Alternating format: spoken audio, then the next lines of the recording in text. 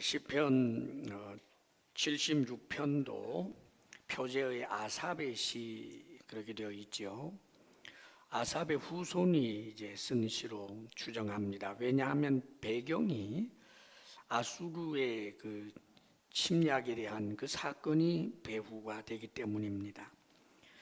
지난주에 우리가 한 말씀 살펴보았던 이 75편은 아수르가 쳐들어왔을 때 풍전등화의 그 위기 상황 속에서 하나님께서 승리 주실 것을 선취적으로 믿고 그렇게 감사한 그런 이제 시라면, 이 76편은 전쟁에서 승리하고 난 다음에 하나님이 개입하셔서 아수르 군사가 정말 말 그대로 거의 몰살하게 되는 그 엄청난 사건이 있고 난 후에 하나님 앞에 하나님을 찬양하고 하나님의 백성의 승리됨을 주님께 감사하고 영광을 돌리는 그런 시가 오늘 본문입니다. 오늘 말씀은 이렇게 시작이 되죠. 1절 말씀을 함께 읽어보겠습니다. 시작. 하나님은 유다에 알려지셨으며 그의 이름이 이스라엘에 크시도다. 아멘. 하나님은 유다에 알려지셨으며 그의 이름이 이스라엘에 알려지셨도다. 우리 하나님은 믿는 백성들에게 알려집니다. 여기 누구에게 알려졌느냐 그러면 유다, 이스라엘 이렇게 표현하고 있어요. 하나님의 백성은 하나님을 점점 알아가게 되어 있습니다. 오늘 여기 알려졌다라고 하는 이 표현은 하나님의 그 엄청난 위대하심, 그 전능하심을 놀라운 기사와 표적을 경험한 이 하나님의 백성들이 하나님을 더욱더 깊이 알게 되었다라고 하는 의미를 갖고 있는 것입니다. 그런데 알려졌다라고 표현하는 것은 이것도 하나님의 은혜의 범주에 속하기 때문에 그래요. 그런데 여러분, 하나님을 알게 된다는 것을, 하나님이 놀라운 기사와 표적을 일으키게 되면 하나님은 위대하시다, 하나님은 전능하시다, 크신 분이다, 그렇게 다 알게 되는 것일까? 그렇지는 않아요. 사실 지금 이런 표현이 왜 나왔느냐 하면 아수르를 물리쳤단 말이에요.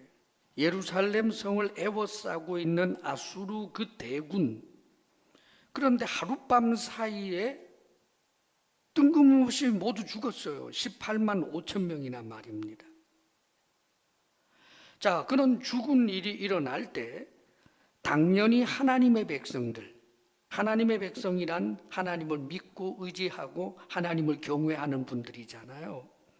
하나님이 하셨구나, 하나님이 우리의 기도를 들어주셨구나, 하나님이 우리의 이 위기에 개입해 주셔서 우리를 구원하셨구나, 이 믿음 안에서 하나님의 위대하심과 하나님의 그 존귀하심과 전능하심을 알게 되는 거예요. 그러니까 안다라고 하는 것은 믿음 안에서 알게 되는 것입니다.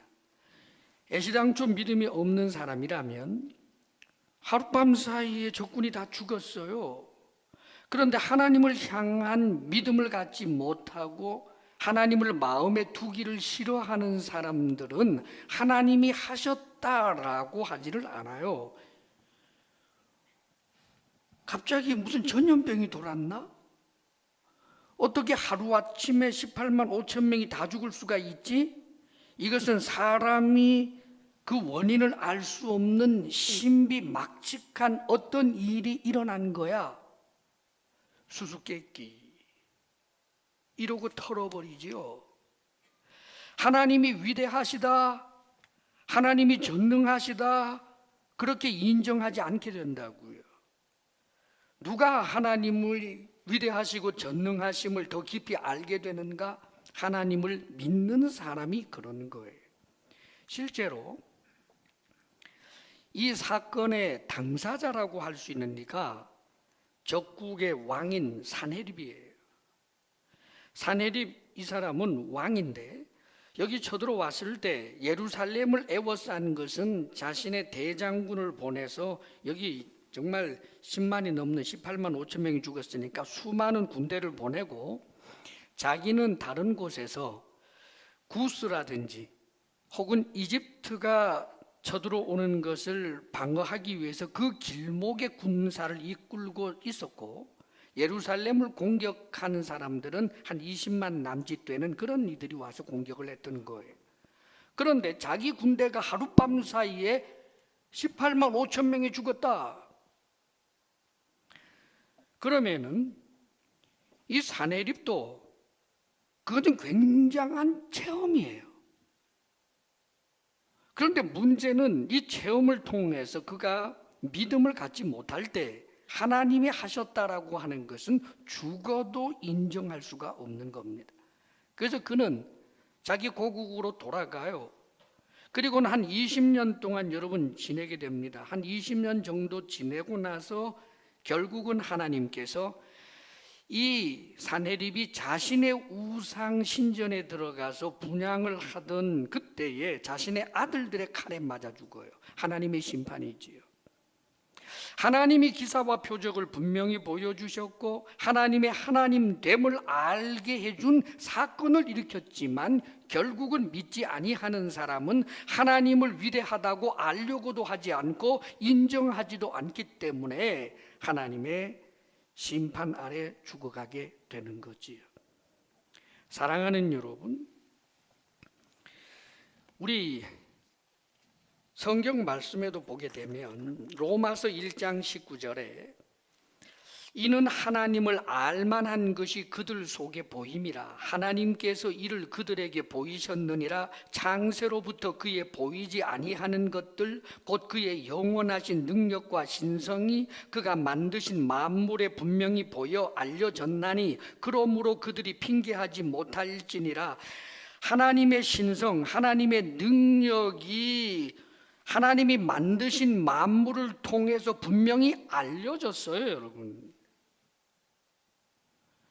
별들을 연구하다가 보면 그 신비함에 놀라고, 인체를 연구하다 보면 인체의 그 신비함에 놀라고, 하다못해 개미를 연구해도 개미들의 그 삶에 놀라운 그런 요소들 때문에 신비하다 감탄할 수밖에 없고, 거미를 하나 연구해도 놀랄 수밖에 없는데, 그런데 이것을 믿음 없는 이들이 완고함과 완악함으로 초월적인 존재에 의하여 지어졌다라고 하는 것을 절대로 인정하지 못하고 모든 것이 다 우연이라고 그렇게 말하는 것을 과학이라고들 이야기해 버립니다. 사랑하는 여러분, 왜 그렇게 되었을까요? 하나님을 알되 하나님을 하나님으로 인정하기 싫은 그 완고함 때문에 그런 거예요. 그러므로 사랑하는 여러분, 하나님이 존재하심을 알고 내 삶의 자리에서 일어난 일들을 하나님이 하신 것으로 고백하는 그들은 얼마나 복 있는 사람인지 몰라요. 자동차를 운전하고 가다가 사고가 났습니다. 차가 박살이 났는데 내가 살았어요. 믿지 아니하는 사람들 재수 좋다. 그러나 우리는 하나님 감사합니다. 믿음이 있어서 하나님께서 하신 일들을 통하여 그 체험들을 통하여 하나님을 더욱더 알아가는 그 사람들, 복 있는 사람들인 것입니다. 우리가 바로 하나님의 백성들, 복된 사람이라는 사실을 잊지 말고 그 복된 하나님의 사람의 자리는 반드시 믿음으로 인해서 일어난다는 것을 잊지 마시기를 축복합니다. 그 다음에 우리 하나님의 백성들이 얼마나 복 있는지 2절에는 이렇게 표현해 줍니다. 2절 말씀 다 같이 시작. 그의 장막은 살렘에 있음이여 그의 처소는 시온에 있도다. 하나님의 장막, 하나님의 집이지요. 여기 장막, 처소 같은 의미로 쓰였습니다. 그러니까 하나님의 장막, 하나님의 처소, 즉 하나님의 집이 살렘에 있다, 시온에 있다. 이 살렘은 예루살렘의 옛 이름이에요. 그리고 시온은 예루살렘의 또 다른 이름이 시온입니다. 그러니까 하나님의 집이, 이것은 좀 더 정확하게 말하면 이 시대에는 예루살렘에 있었던 솔로몬 성전을 말해요. 그 법궤가 있는 그 하나님의 성전을 하나님께서 처소로 삼고 당신의 집으로 삼았다. 어디에 있느냐? 바로 예루살렘에 있는 그 성전이 하나님의 처소가 되었고 하나님의 장막이다. 이렇게 노래하고 있지 않아요? 근데 여러분, 정말 우리 하나님께서 사람이 만든, 물론 솔로몬 시대 때에 만들었던 그 성전이 가장 아름답게 만들어졌어요. 그렇다면 과연 하나님이 사람이 만든 그 성전을 집으로 삼고 살 수밖에 없는 그런 분입니까? 예쁜 강아지가 있어서 집을 하나 사주고 너 여기서 너 거처 삼아라 하면 꼼짝없이 거처로 삼듯이 우리 하나님이 그런 분이냐고요. 솔로몬 당사자도 성전을 만들어 놓고 봉헌을 하면서 그가 했던 기도가 이런 거예요. 참 이럴 때 솔로몬은 정말 믿음의 사람이었는데 나중에 타락하는 거 보면 정말 조심해야 돼요. 솔로몬이 이렇게 기도하지요. 하나님이 참으로 땅에 거하시리이까 하늘과 하늘들의 하늘이라도 주를 용납하지 못하겠거든 하물며 내가 건축한 이 성전이 오리이까. 그래요. 그러면서도 하나님이 이곳에 계셔서 우리의 기도를 들어주시고 우리의 신음소리에 귀 기울여 주시고 응답해 주십시오 하는 그런 이제 기도를 쭉 해요. 하나님은 사람이 만든 성전에 억지로 거할 수밖에 없는 그런 분이 아니지만 온 우주의 하나님이시지만 놀랍게도 하나님께서는 당신 자신을 제한하셔서 사람이 만들어준 이 성전에도 거하시는 하나님, 놀라운 이야기 아닙니까? 그런데 하나님께서 이렇게도 말씀하셔요. 이사야 66장 1절에 보면 여호와께서 이같이 말씀하시되 하늘은 나의 보좌요 땅은 나의 발판이니 너희가 나를 위하여 무슨 집을 지으랴 내가 안식할 처소가 어디랴. 사랑하는 여러분, 하나님은 안식할 처소가 있어야 되는 그런 존재가 아닙니다. 더더군다나 사람들이 만들어 놓은 그것을 처소로 삼을 수밖에 없는 그런 분도 아닙니다. 그럼에도 불구하고 하나님께서는 하나님의 백성들과 함께 하신다는 상징으로 이렇게 하나님의 사람들이 지은 그 성전에 당신이 좌정하시고 역사하시고 은혜를 베푸셨던 것입니다. 자, 그렇다면 오늘날 우리들에게서는 어떨까요? 우리가 만들어 놓은 이 성전에 우리 하나님께서 늘 여기 계시는 것일까요? 사랑하는 여러분, 이 성전은 하나님을 예배하고 우리가 여러 가지 성경 공부를 하고 신앙 생활을 하는데 좋은 센터가 되는 구조물인 거예요. 이것도 귀한 것이지요. 그러나 진정으로 하나님이 거처를 삼는 것은 누군가? 바로 우리들입니다. 하나님의 백성들이에요. 하나님의 백성들이 왜 복이 있는가? 하나님의 백성들이 하나님의 성전이 되고 하나님의 처소가 되었기 때문입니다. 우리 예수님께서 십자가에 못 박혀 죽으시는 그때에 지성소와 성소를 가르고 있었던 그 말하자면 커튼과 같은 것이 위에서부터 아래로 쫙 잘라지고 말지요. 그리고는 시간이 지난 다음에 성전은 무너집니다. 사람이 지은 성전은 무너지고 지금까지도 만들어지지 않아요. 하나님의 역사입니다. 이제는 누가 성전인가? 예수 그리스도를 믿는 우리들이 하나님의 백성이며 동시에 하나님의 성전이 되는 것입니다. 고린도전서 3장 16절 너희가 하나님의 성전인 것과 하나님의 성령이 너희 안에 거하시는 것 알지 못하느뇨? 고린도후서 6장에도 우리는 살아계신 하나님의 성전이라 그렇게 말씀하십니다. 에베소서 2장에도 말씀하시기를 너희도 성령 안에서 하나님이 거하실 처소가 되기 위하여 그리스도 예수 안에서 함께 지어져 가느니라. 사랑하는 여러분, 언젠가는 하나님의 백성들에 의해서 완성될 하나님의 성전이 있어요. 예수님께서 재림하실 때 그때 완성이 됩니다.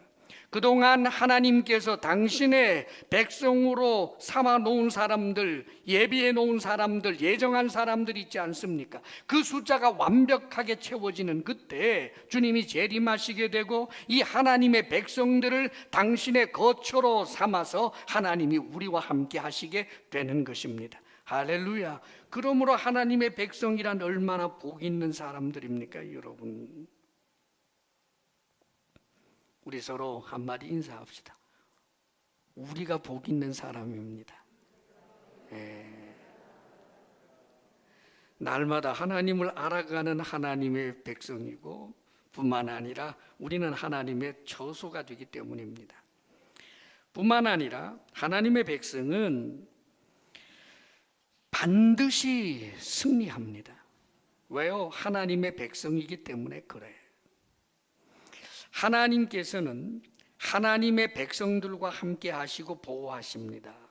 그리고 하나님의 백성을 대적하여 하나님의 백성으로 하여금 영원한 멸망에 빠뜨리려고 하는 그 어떤 세력에 대해서도 하나님께서는 그 세력과 혹은 그를 대적자로 삼아버리십니다. 그렇기 때문에 하나님의 백성은 반드시 승리합니다. 그가 하나님의 백성이라면 말입니다. 할렐루야.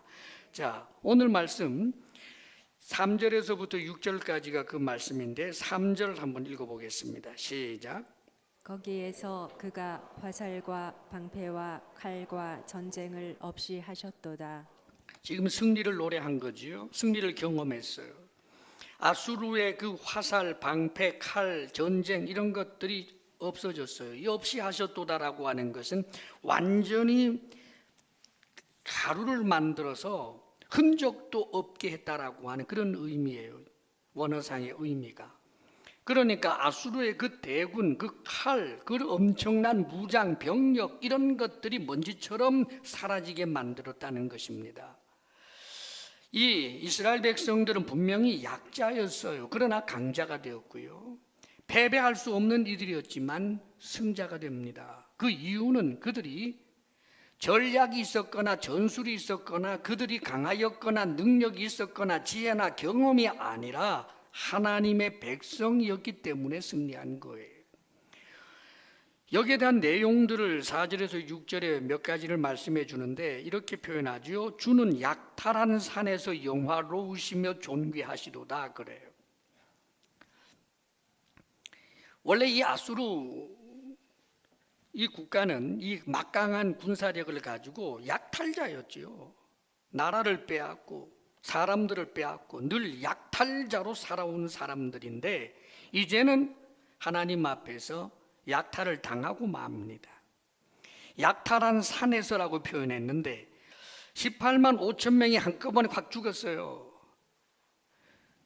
그들을 위한 여러 가지 보급품이라든지 군량비라든지 이 병기라든지 이런 것들이 얼마나 많았던지 산더미처럼 모아놓으니까 쌓였기 때문에 이런 승리의 자리에서 하나님이 영화롭고 존귀하시도다 그렇게 노래한 겁니다. 5절에 보면 마음이 강한 자도 가진 것을 빼앗기고 사랑하는 여러분 그 18만 5천 명이 전부 바보들만 모여 있어요. 대단히 용감한 사람들이 있습니다.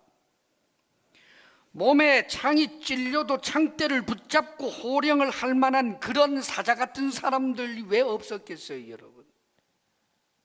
전쟁에 능한 사람들, 강한 사람들, 조금 더 겁이 없는 사람들, 백전노장들, 이미 여러 나라들을 정복했기 때문에 강한 자들 많습니다. 그러나 사람이 강해도 지극히 강한 하나님 앞에서는 약자가 되고 빼앗길 수밖에 없는 거예요. 사랑하는 여러분, 하나님을 대적하는 것이야 얼마나 어리석은 일인지 몰라요. 강자도 하나님 앞에서는 강자일 수 없고, 많이 가졌어도 하나님 앞에서는 가짐을 자랑할 수 없습니다. 그렇기 때문에 하나님께서 어떤 어리석은 부자를 향하여 오늘 밤 내가 네 영혼을 취하리니 그러면 네가 예비하고 준비한 것이 누구의 것이 되겠느냐라고 질문하시는 내용이 성경에 나오지요. 하나님이 영혼을 취하겠다고 결정하면 그 영혼 강탈 당해야 합니다. 하나님께서 취하고자 하실 때 어느 누가 버틸 수 있다는 말이에요.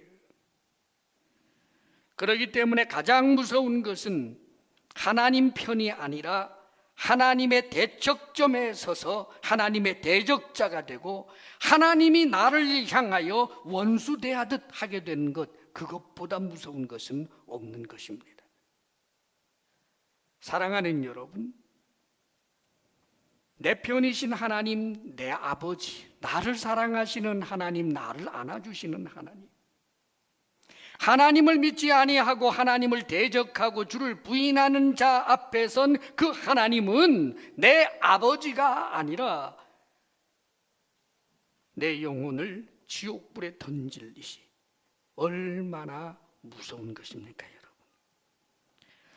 사랑하는 여러분, 우리가 하나님 안에 있을 때, 하나님 편에 있을 때, 하나님의 백성일 때, 주를 경외하고 주를 믿을 때 우리는 승리자가 될 수 있고 승리할 수 있는 것입니다. 이것을 잊지 마시기를 바랍니다. 그런데 이 승리는 단순히 이 땅에서의 우리의 삶 가운데서 경쟁 중에서 내가 원하는 대로 내가 이기는 것, 내가 원하는 대로 무엇인가를 쟁취하는 것, 얻는 것, 이런 승리만을 말하는 것이 아닙니다.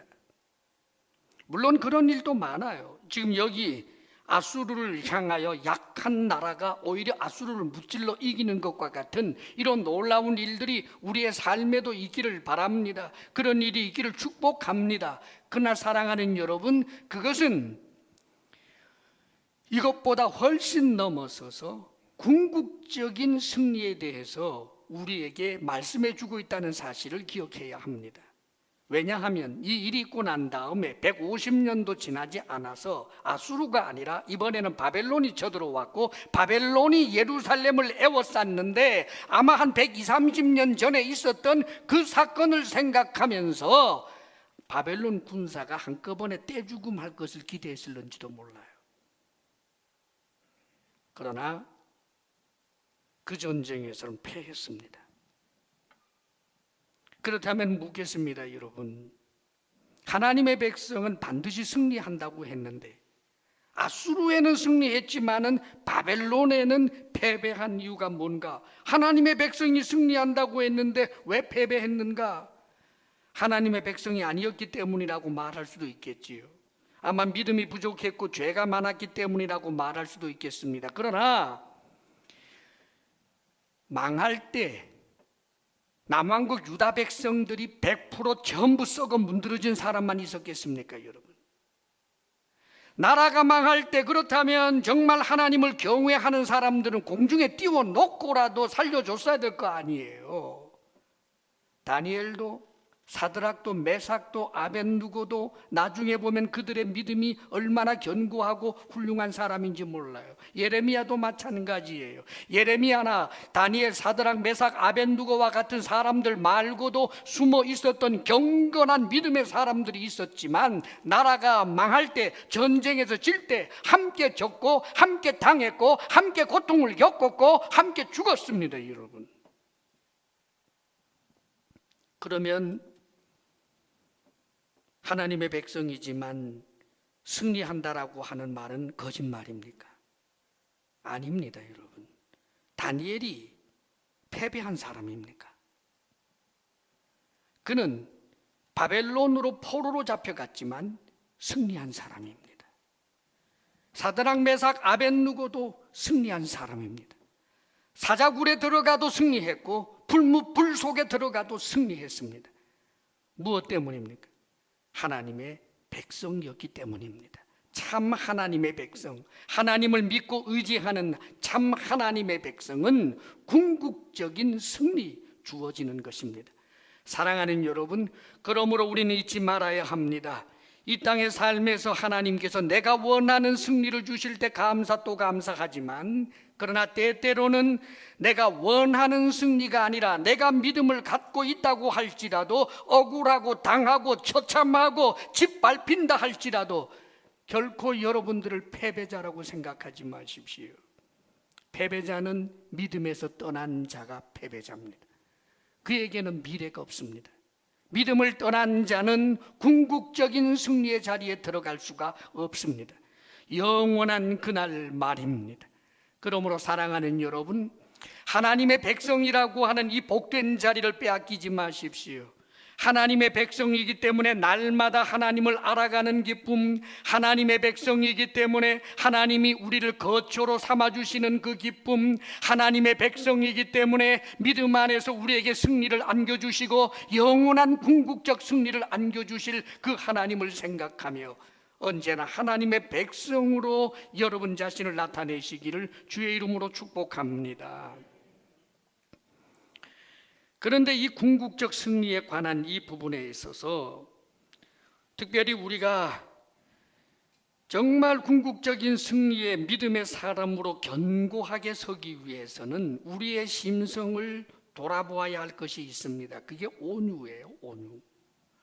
오늘 말씀 7절에서 이 10절을 보게 되면 단순한 아수르와의 전쟁에서의 승리만을 이야기하는 것이 아니라 보다 더 궁극적인 승리에 관한 것을 이야기합니다. 9절에 이렇게 표현하죠. 9절 말씀 우리 다 같이 함께 읽습니다. 시작.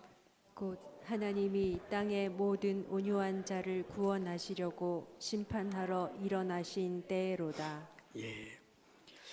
1차적으로는 하나님께서 이스라엘 백성들, 특별히 유대 백성들을 구원하기 위해서 아수르에서부터 구원하시기 위해서 일어나시고 아수르를 심판한 것 1차적 의미입니다. 그런데 하나님이 땅의 모든 온유한 자를 구원하시려고 하는 이 표현을 통해서 이것은 종말론적 심판에 관한 것을 이야기하는 것을 담고 있습니다. 그러니까 언젠가 하나님께서, 우리 주님께서 재림하시면서 세상을 심판하시게 될 그때는 모든 온유한 사람들, 이들이 구원을 받는 날입니다. 종말론적 구원을 말하는 거예요. 자, 그런데 주를 경외하는 사람 혹은 하나님의 백성, 그저 예수 믿는 사람 이렇게 표현해 주면 참 좋겠는데, 모든 믿는 자를 구원하시려고 하면 좋겠는데 땅의 모든 온유한 자를 구원하신다라고 말씀해요. 우리가 구원받는 것은 예수 그리스도를 믿음으로 구원받습니다. 그런데 여러분, 그 믿음은 어느 토양에서 믿음이 견고해질 수 있는가? 온유라고 하는 마음의 토양이에요. 온유, 겸손, 낮아짐 모두 다 같은 성격을 가지고 있습니다, 여러분. 완고한 마음은 결단코 믿음을 유지할 수도 없고, 그 믿음은 성경적 믿음이 아니라 자기 확신에 불과하고 자기의 소신 혹은 자신이 가지고 있는 신념에 불과할 따름입니다. 성경적 믿음이란 하나님의 주되심을 인정하고 그분의 창조주이심을 인정하고 나의 피조물됨, 나의 연약함을 인정하여 하나님 앞에 긍휼을 구하고 은혜를 구하는 마음이 곧 믿음인데, 이 믿음은 교만이나 완고함, 완악함에서는 절대로 나올 수가 없어요. 오직 온유와 겸손에서만 가능하고, 그런 마음의 토양에서만 이 믿음이 유지, 보존, 더 견고해질 수가 있는 것입니다. 그렇기 때문에 전날에 예수님께서 이런 말씀을 하십니다. 무거운 짐진 자들아 다 내게로 오라, 내가 너희를 쉬게 하리라. 그리고는 이렇게 말씀하셔요. 나는 마음이 온유하고 겸손하니 내 멍에를 메고 내게 와서 배우라. 그리하면 너희 마음이 쉼을 얻으리라 라고 말씀하십니다. 멍에를 맨다라고 하는 것은 우리 주님과 같은 운명 공동체가 되는 것을 말해요. 그런데 어떻게 그 멍에를 메고 계속해서 함께 할 수 있는가? 주님의 온유와 겸손을 배우라라고 이야기하는 것입니다. 사랑하는 여러분, 이 온유 겸손, 이것은 우리가 믿음이 믿음 되게 하는 데 있어서 얼마나 중요한 것인지 몰라요. 야고보서 1장 21절에도 그러므로 모든 더러운 것과 넘치는 악을 내버리고 너희 영혼을 능히 구원할 바 마음에 심어진 말씀을 온유함으로 받으라 그럽니다. 우리를 구원하는 것은 결국 말씀이에요. 복음이에요. 이 복음을 받고 믿을 때 우리가 구원을 얻는데, 그렇다면 이 말씀을 어떻게 받아들일 수 있는가? 온유함이라 그 말입니다, 여러분. 완고하고 완악하면 절대로 하나님을 인정 못하는 법이에요. 사랑하는 여러분, 이 온유하다라고 하는 것은 단순한 부드러움을 이야기하는 것 아닙니다. 그 성품을 가지고 이야기하는 게 아니에요. 항상 묵을호인처럼 지내면은 그러면은 구원받는다, 그런 뜻이 아니에요. 하나님을 향하여 온유한 거예요. 다시 말하면 하나님을 향하여 길들여져 있는 품성이에요.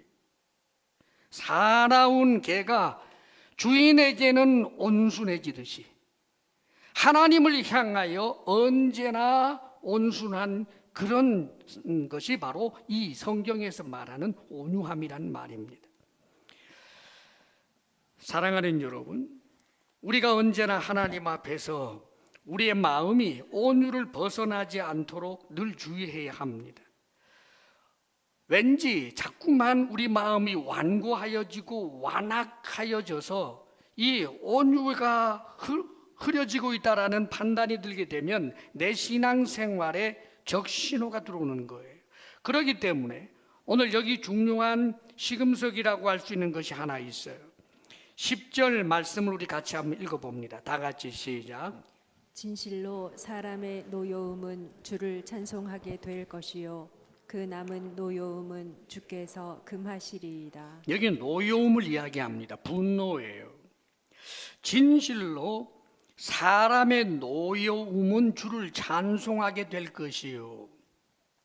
노여워하면 하나님을 찬송하게 된다는 그런 뜻 아니지요.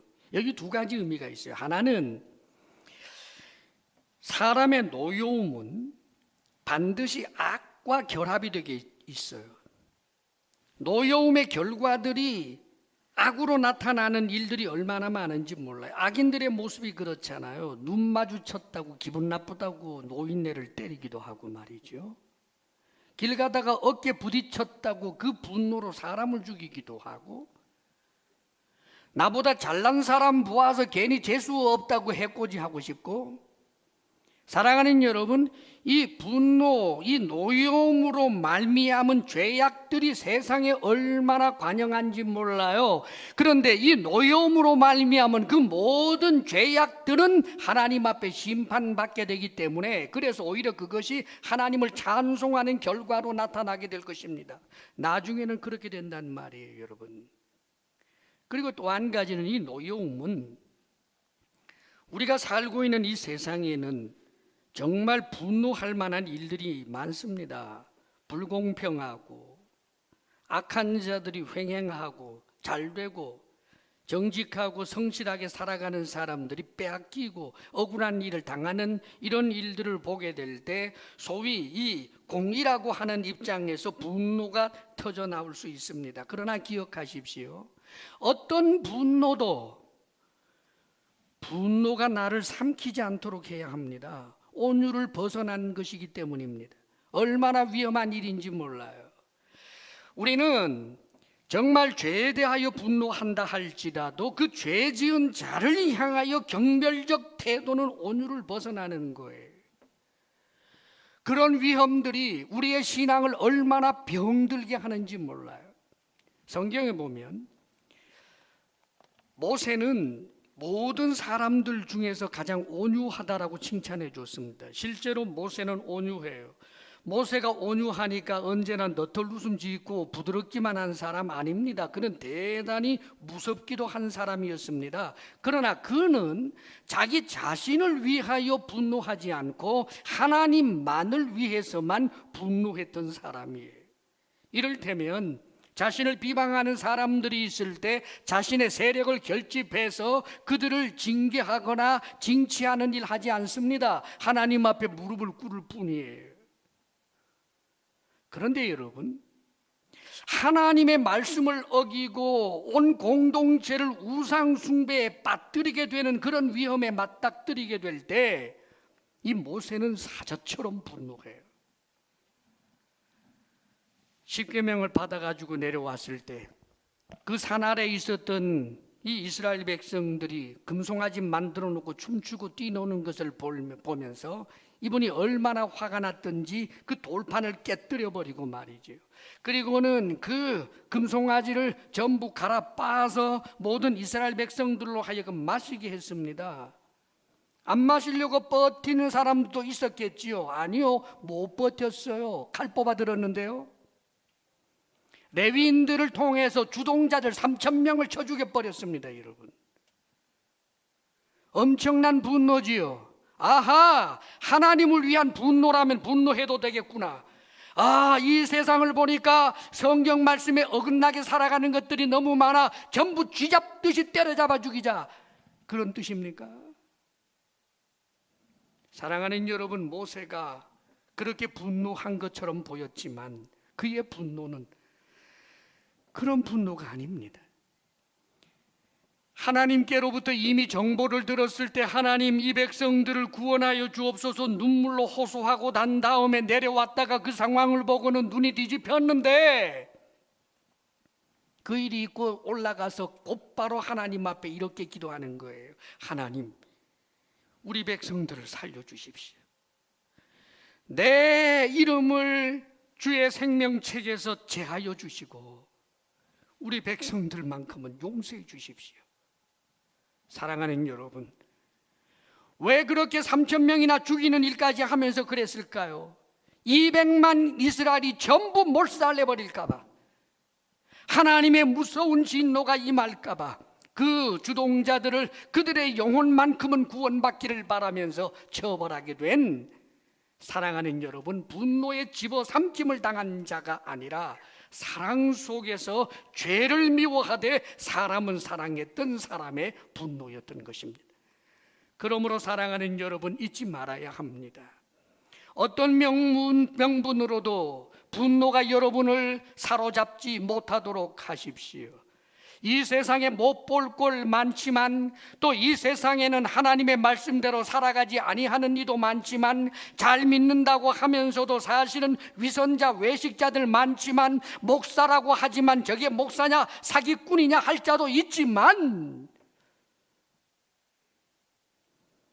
경멸적 태도를 갖지 마십시오. 여러분, 우리 시대의 교회도 이 한국도 너무너무 두려운 것은 진영 논리에 사로잡혀서 내 편이 아니면 상대방을 향한 끝없는 비방과 증오심으로 불타오른다는 것입니다. 교회조차도 그래요. 진보니 보수니 하면서, 그래서 편가르기를 하면서 상대방을 향한 끝없는 경멸을 일관하고 있는 그런 모습들이 얼마나 많은지 모릅니다. 여러분, 사랑하는 여러분, 불공평한 일들을 볼 때 내가 도울 수 있는 것이라면 연약한 자를 내가 도울 것이고, 죄 짓는 일을 본다면 반면 교사로 삼고 그 죄는 미워하되 그 죄인을 위해서 기도하며 하나님의 은혜와 긍휼을 구해야 하는 것입니다.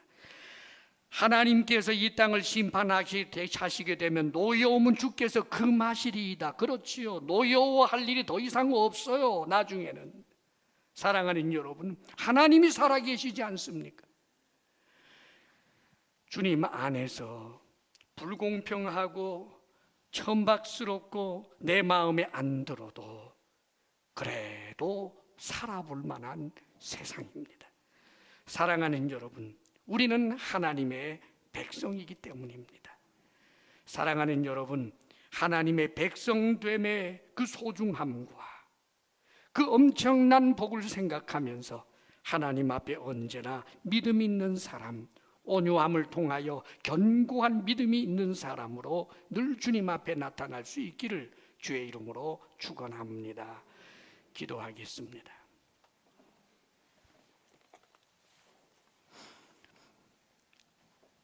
사랑하시는 하나님 아버지, 우리가 이 세상 살지만 실망스럽고 낙심되고 분노가 솟구치는 그런 세상 사건과 여러 가지 일들을 보면서 살지만, 그러나 하나님, 우리가 복 있는 하나님의 백성이라는 사실을 잊지 않게 하여 주옵소서. 아버지여, 하나님의 백성 된 우리, 하나님의 은혜로 믿음으로 말미암아 된 줄 아오니 언제나 온유한 심성 갖게 하여 주시고 우리의 믿음이 더욱더 깊고 견고하여져서 세월이 흐를수록 하나님을 더욱더 알아가며 하나님이 우리와 함께 하시는 기쁨을 누리며 종말론적 영원한 승리를 기대하며 아버지여, 주를 찬송하며 살아가게 하옵소서. 예수님 이름으로 기도하옵나이다. 아멘.